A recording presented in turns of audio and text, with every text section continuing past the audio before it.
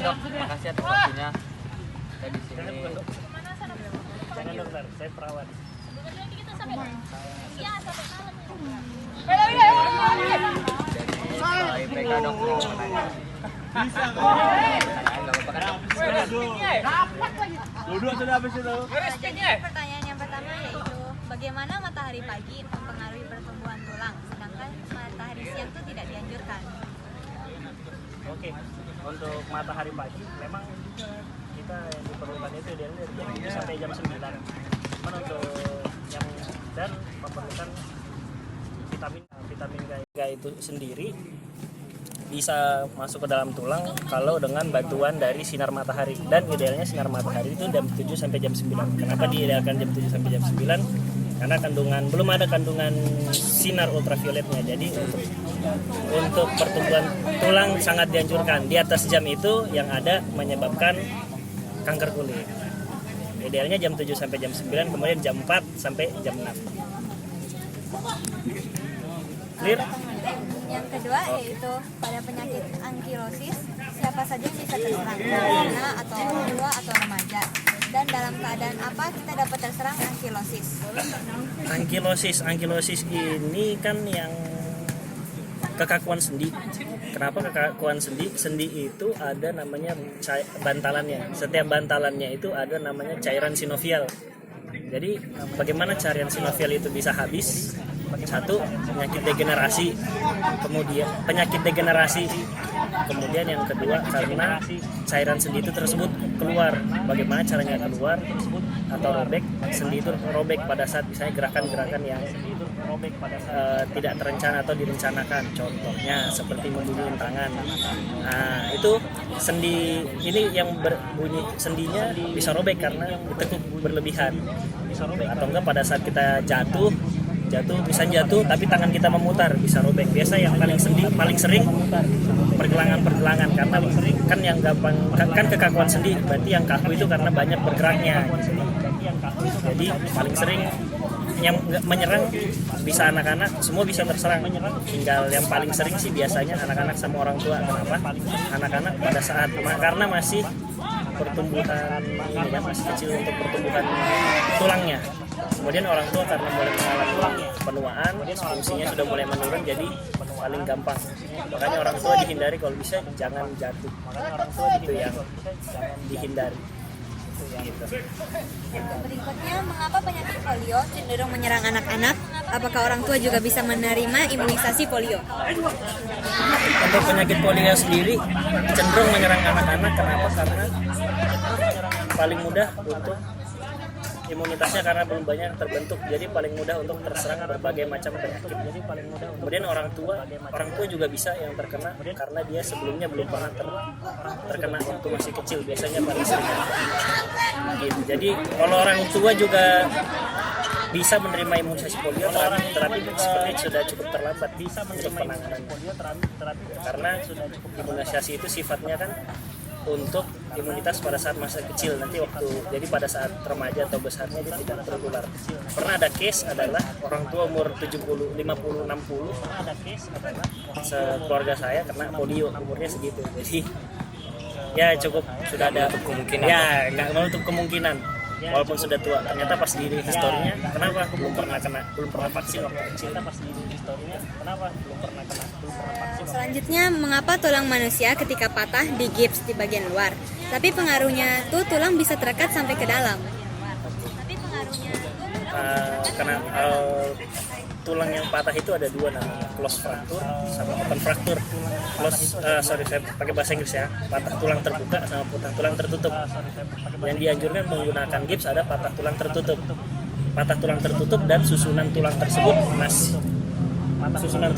masih rapih. Misalnya, jadi mungkin nanti bisa dijelaskan. Ada jenis-jenis bagaimana patah. Ada patah green stick, ada fraktur kompartmen, ada fraktur impaksi, ada jenis-jenisnya. Tapi yang dianjurkan untuk gips sendiri adalah fraktur patah tulang yang masih melengket tulangnya satu dengan yang lain, tidak terlalu jauh jaraknya. Nah, di dalam tulang sendiri dia pada saat di dalam tulang sendiri itu ada sel-sel darah merah untuk pembentukan darah. Pada saat dia patah, dia akan membuat sistem pertumbuhan tulang yang terbaru, namanya saya lupa, osteo seperti itulah. Nanti buka, coba nanti sambil browsing. Kemudian pada saat kenapa dia digips dari luar, untuk mempertahankan posisi tersebut gitu. Walaupun kelihatannya dari luar loh, patahnya di dalam kok dari luar, untuk mempertahankan posisi supaya jangan bergerak-gerak, karena seperti tulang itu seperti fondasi, kalau dia patah kemudian digerakkan akan menambah lukanya yang di dalam ya, betul. Gitu. Ini gunanya gips itu, walaupun sudah digips tapi belum tentu bisa dipakai, jadi harus diistirahatkan. Kemudian saat masih kecil kita memiliki 300 tulang, namun saat sudah dewasa tulang kita berkurang hingga 206 tulang. Itu penyebabnya. Nah, ada beberapa tulang yang memang beberapa tulang ada yang 300 itu memang pada masa saat bayi. Ada beberapa tulang, contohnya tulang ekor. Tulang ekor itu ada 6 kalau waktu masih bayi, tapi dia lama-lama menjadi 1, namanya foxing di belakang sini. Jadi rata-rata kalau waktu masih bayi, tapi dia lama-lama anak-anak banyak tulangnya dan dia akan sempurna pada saat memang wajar sih memang. Dia memang sudah dari sananya, istilahnya begitu, nggak bisa dijelaskan. Tapi memang dia bukan hilang, tapi dia menyatu. Waktu masih kecil masih terpisah-pisah. Makanya waktu masih baik masih elastis. Pertanyaan berikutnya itu dalam suatu kasus terjadi kecelakaan di mana korban mengalami patah tulang. Setelah diobati dan sembuh, salah satu kaki berbeda panjangnya dengan yang lain. Apakah penyebabnya? Nah ini case-nya namanya biasa disebut kontraktur. Jadi kalau tulang, nah tadi tulang ini kan dalamnya ada sel darah banyak pembuluh darah, bukan di luar sini aja. Jadi waktu dia patah, jadi dia berjarak begini, dia patah jatuh, misalnya tulang kaki, dia begini.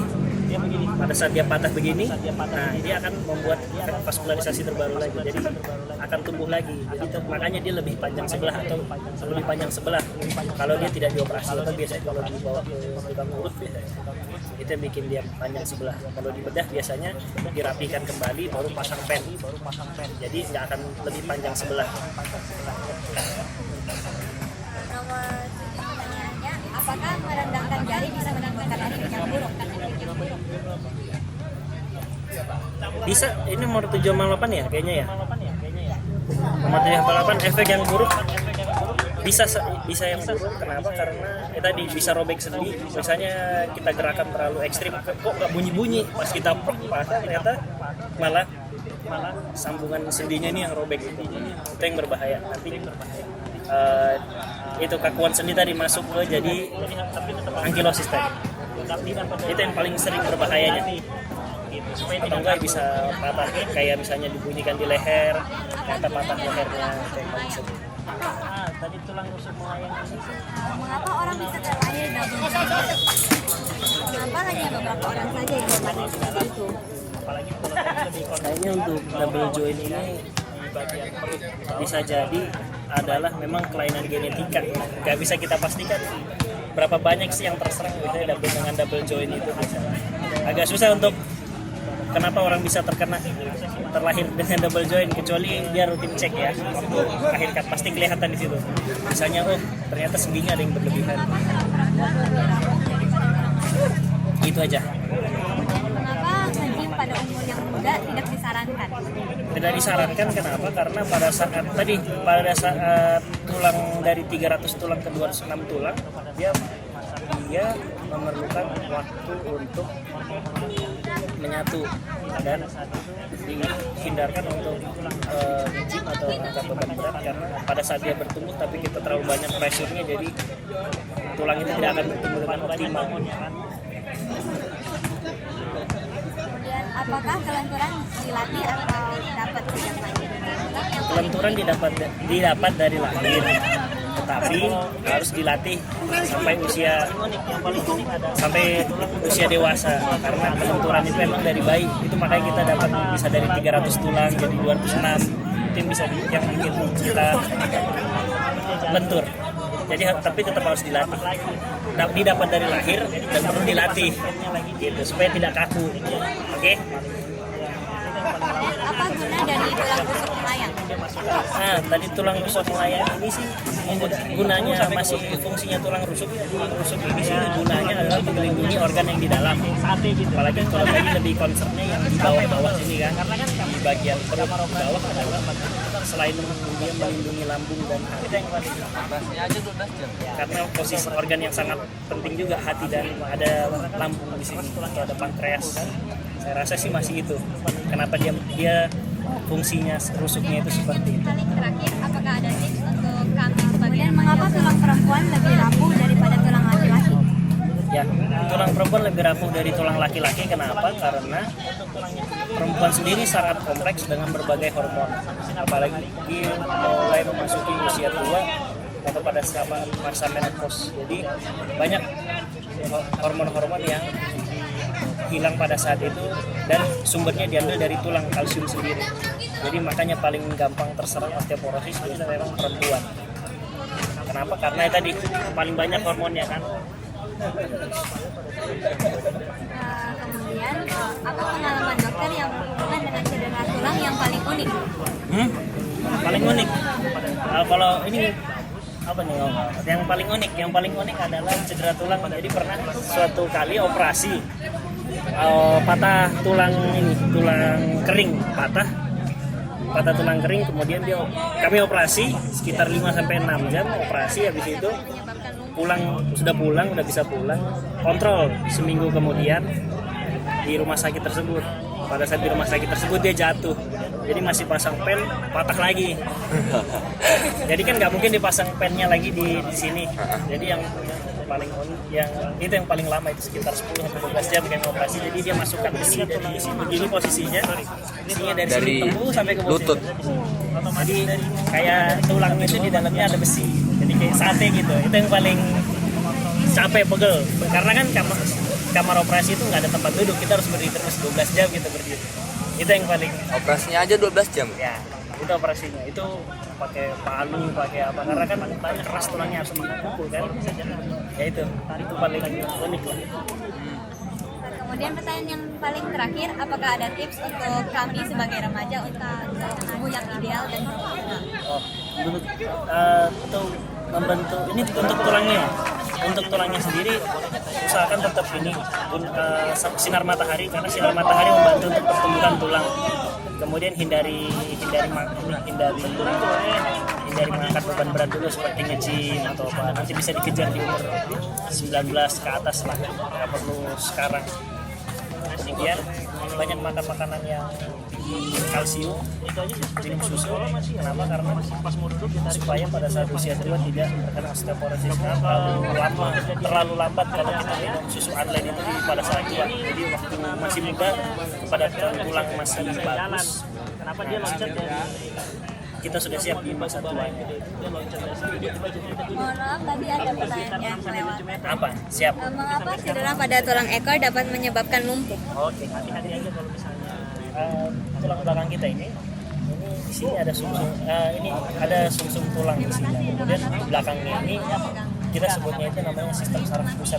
Dia dan sampai ke belakang ini semua saraf. Tinggal tergantung dari kondisinya dia cedera.